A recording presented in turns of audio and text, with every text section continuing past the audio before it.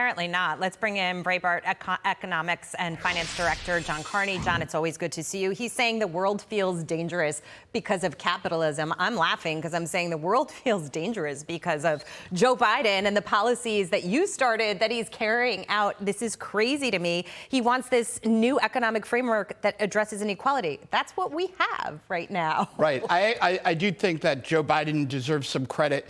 He is finally getting old retired people to come back into the workforce, like Barack Obama has, decided to come back to work. But what's happening here is this is an insult. The Democrats are panicking. A Democratic president going into a re-election has never been this unpopular since Jimmy Carter, of course, when it comes to their economic oversight of the nation. And so right now they're thinking, what are we going to do? I think they're very worried they're going to lose. They're trying to set up a program for the future, a sort of backstop for Joe Biden, because obviously Joe Biden's economics is not working out for them.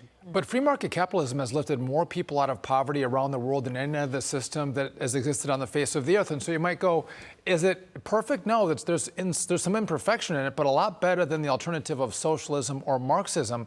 And I think back to 2008 when Barack Obama was running, he famously said that he wanted to fundamentally transform America. A lot of us didn't know what he meant by that, but I think this, John, is what he means to fundamentally transform America into something completely different than what we've all known. Right. Well, what's really bizarre is he says he wants more inclusive capitalism.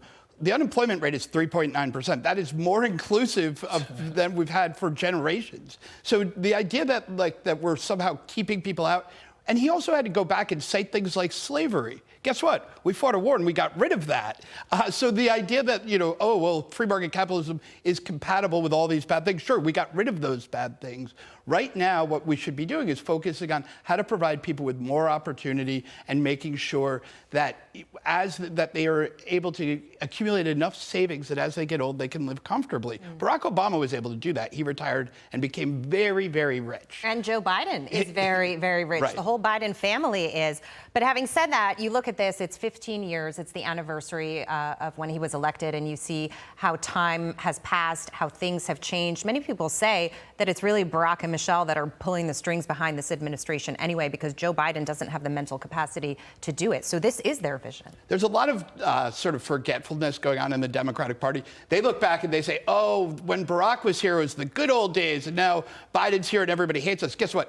Barack Obama was really, really unpopular for many years of his presidency. Yeah. And in fact, he was criticized all the time for his economic failures. So the fact that they're bringing Barack Obama in as the economic fix for Joe Biden shows you how badly Joe Biden is doing. Desperate.